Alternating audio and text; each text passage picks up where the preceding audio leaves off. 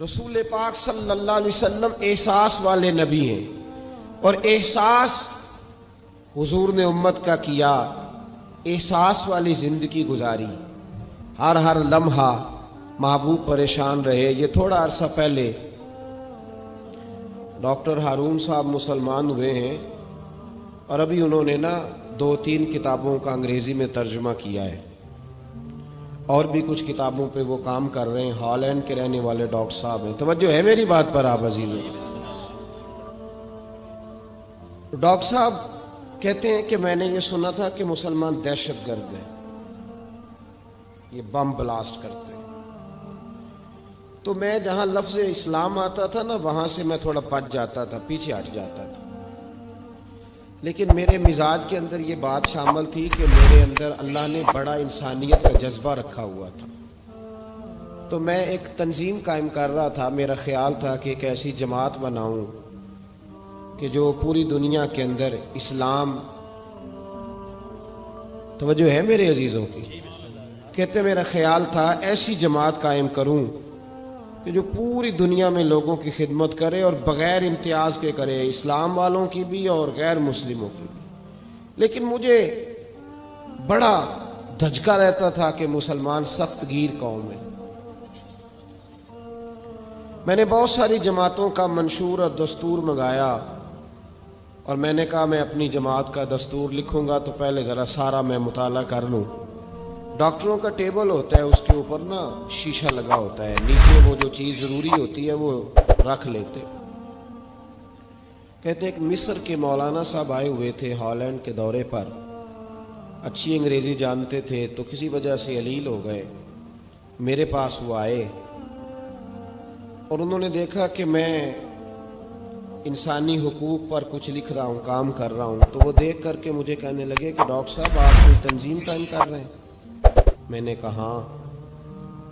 تو کہتے انہوں نے ہلکا سا ٹچ دیا، زور نہیں دیا، اور ویسے بھی جو ہلکی بات ہوتی ہے وہ ذرا دل میں جلدی بیٹھ جاتی ہے۔ کہتے ہیں ہلکا سا ٹچ دیا، کہنے لگے اگر کبھی موقع ملے تو میرے نبی پاک کی بھی سیرت پڑھ کے دیکھیں، بس ہلکی سی بات، اور وہ جملہ چھوڑ گئے۔ اعلیٰ حضرت فاضل بریلوی علیہ رحمہ نے لکھا ہے ضروری نہیں کہ تم جو کہہ رہے ہو وہ منوا کے اٹھو، لیکن میسج ضرور چھوڑ دیا کرو۔ جب انسان کے ذہن میں بات ہوتی ہے یہاں سٹاک ہوتا ہے جب بات کا، تو جب وہ کام کرنے لگتا ہے تو ایک دفعہ وہ بات سامنے ضرور آتی ہے۔ کہہ دیا کرو۔ انہوں نے کہہ دیا کہ ڈاکٹر صاحب ایک دفعہ حضور کی سیرت بھی پڑھ لیں۔ کہتے ہیں میرے ذہن میں بات بیٹھ گئی، مصروف آدمی تھا، زیادہ تو نہیں میں مطالعہ کر سکتا تھا، لیکن میں ایک دن 10 منٹ گھر میں ملے تھے تو میں کمپیوٹر پہ بیٹھا، اور میں نے کہا کہ انگریزی میں جو کتابیں حضور سید عالم صلی اللہ علیہ وسلم کی سیرت کی ہیں ان کو ذرا دیکھتا ہوں۔ تو فرماتے ہیں کہ میں نے نیٹ پہ سرچ کیا، پہلی حدیث آئی اور میں کلمہ پڑھ کے مسلمان ہو گیا۔ حدیث کہاں ہے؟ سبل الہدی والرشاد میں بھی ہے، کنز المال میں بھی ہے، مسند احمد میں بھی ہے، ابن اسحاق میں بھی ہے، ابن اشام میں بھی ہے، اور شاید سیرت کی تمام کتابوں میں آپ کو روایت مل جائے۔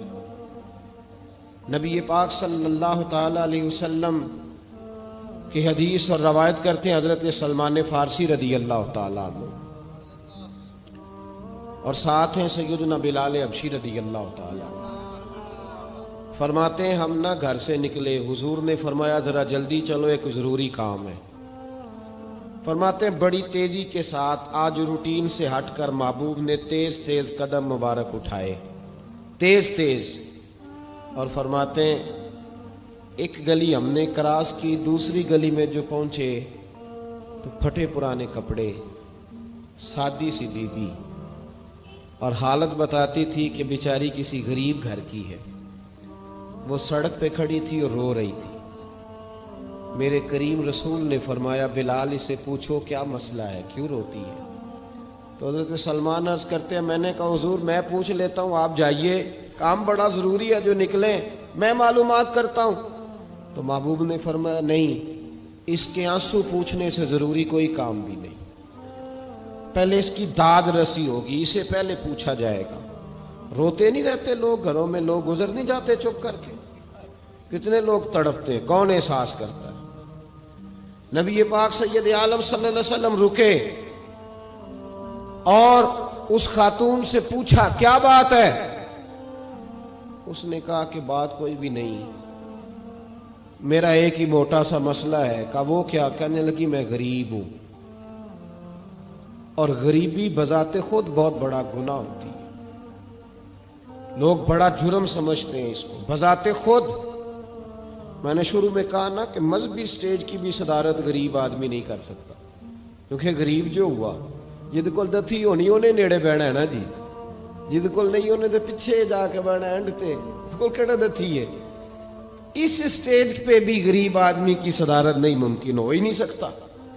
میرے رسول پاک سید عالم صلی اللہ تعالی علیہ وآلہ وسلم نے فرمایا پہلے اس سے پوچھو کیا مسئلہ ہے۔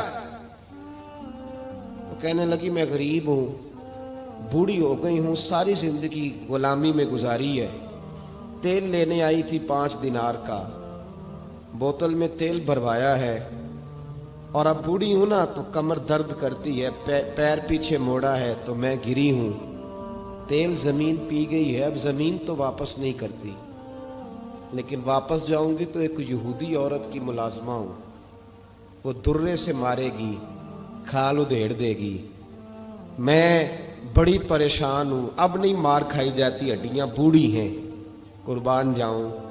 حضرت بلال کو حضور نے حکم دیا، فرمایا دوڑ کے گھر جا 5 دینار لا۔ فرماتے ہیں 5 دینار لائے، تیل خرید کے دیا، وہ پھر رونے لگی۔ فرمایا آپ کیوں روتی ہے؟ اس نے کہا بتایا نا غریب ہوں، غریب کا جرم کوئی نہیں ہوتا، لیکن پیس دیا جاتا ہے، پھر بھی مار تو اب بھی پڑے گی، اب کیوں پڑے گی؟ تو عرض کرنے لگی محبوبہ مار اس لیے پڑے گی کہ دیر سے کیوں آئی ہے۔ تو میرے کریم رسول اور وہ بی بی حضور ابھی آئے ہیں مدینہ طیبہ، امام یوسف صالحی فرماتے ہیں ابھی آئے تھے حضور، سبل الہدی والرشاد کے مصنف کہتے ہیں ابھی آئے تھے نبی پاک، وہ جانتی بھی نہیں تھی۔ تو سید عالم صلی اللہ تعالی علیہ وسلم نے فرمایا اچھا مار پڑے گی؟ کہا ہاں۔ او بھائی کونسلر جو کل آپ کو کہہ رہا تھا نا میں آپ کا خادم ہوں، کونسلر بے گناہ، بلکہ ہمارے ایس ایچ او صاحب اگر چودھری پہ پرچہ آ جائے تو اس کو ٹیلی فون کر کے پوچھتے ہیں صاحب جی تہاڈے خلاف درخواست آئی ہے، کی کرنا ہے؟ تو غریب آدمی بیچارہ، اس کی غلطی یہ تھی کہ وہ غریب تھا تو اس نے ریڑھی لگا لی چوک میں، اس کو دبوچ کے لے گئے، تینوں پتہ نہیں اتنے نہیں کھلوئی دا، تو اس کے پاس کل انویسٹمنٹ ہی 5000 تھی، سارا لے گئے۔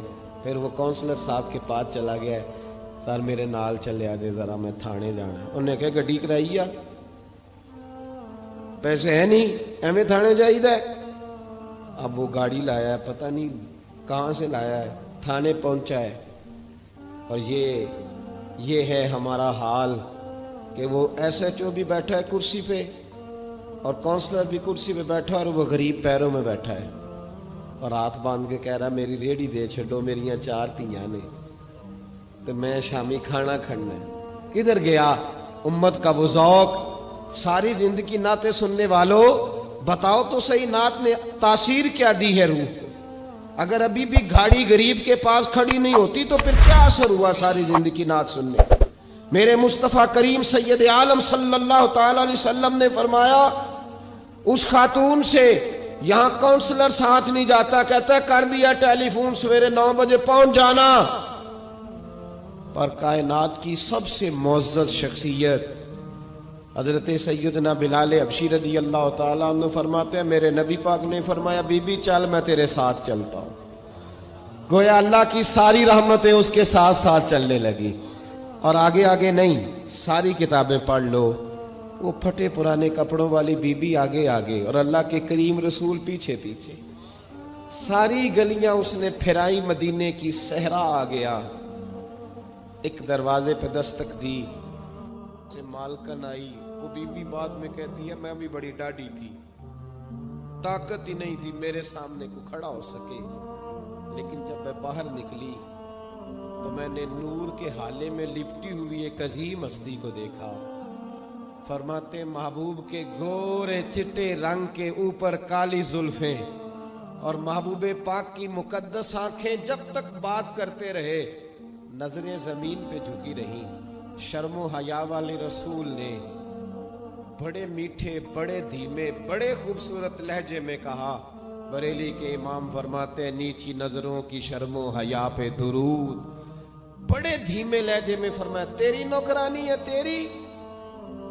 औरत कहती है मैं तो हुजूर के जलवों में महव हो गई कि सादगी में इतना हुस्न मैंने देखा ही नहीं, तेरी नौकरानी है। कहा तो मेरे महबूब ने फरमाया बेचारी की गलती कोई नहीं, इसे मारना ना, इससे तेल गिर गया था, नया खरीदते देर हो गई, रो रही थी तो मैं सिफारिश करने आया हूं।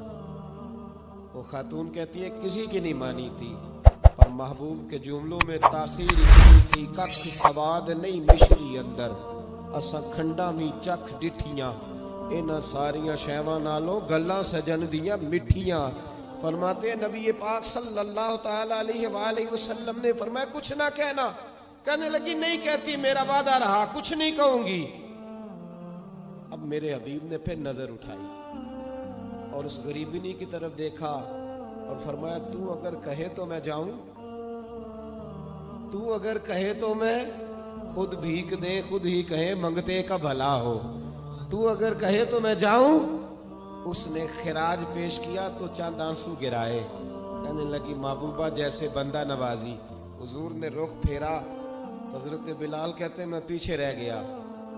मैं पीछे रह गया तो वो दोनों बीबियां दौड़ के मेरे पास आई। कहने लगी बता तो सही है कौन, ये बता तो सही कौन थे। तो हजरत बिलाल कहने लगी तुम नहीं जानते।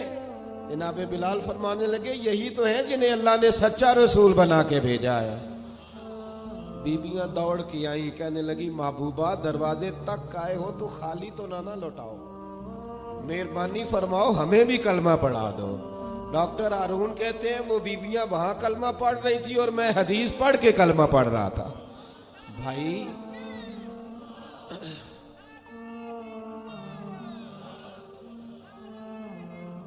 अगर दौलत एहसास है ना फिर तू जिंदा है। जो जिंदा होता है उसमें लचक होती है, जो मर जाता है वो अकड़ जाता है। अगर जिंदगी है तो फिर एहसास होना चाहिए। अगर तेरे अंदर जिंदगी है तो फिर एहसास है, और अगर तेरे अंदर एहसास नहीं रहा ना तो फिर जिंदगी जिंदा दिली का नाम है। मुर्दा जिंदा खाक भी जा सकते, एहसास से मुरव्वत पैदा कर। थोड़ा सा दाएं बाएं भी देखें, थोड़ा पलट कर भी देखें कि कहीं आपकी जरूरत तो नहीं। अस्सलाम वालेकुम वरहमतुल्लाह। उम्मीद करते हैं आप खैरियत से होंगे। आपकी मोहब्बत और वक्त का तहे दिल से शुक्रिया। इसी तरह इल्म दीन सीखने के लिए हमारे चैनल को सब्सक्राइब और वीडियो को लाइक और बेल आइकन को ज़रूर दबाएं ताकि हम हर वीडियो बआसानी पहुंचा सकें। दिल और दुआओं में याद रखिएगा। अल्लाह हाफिज़।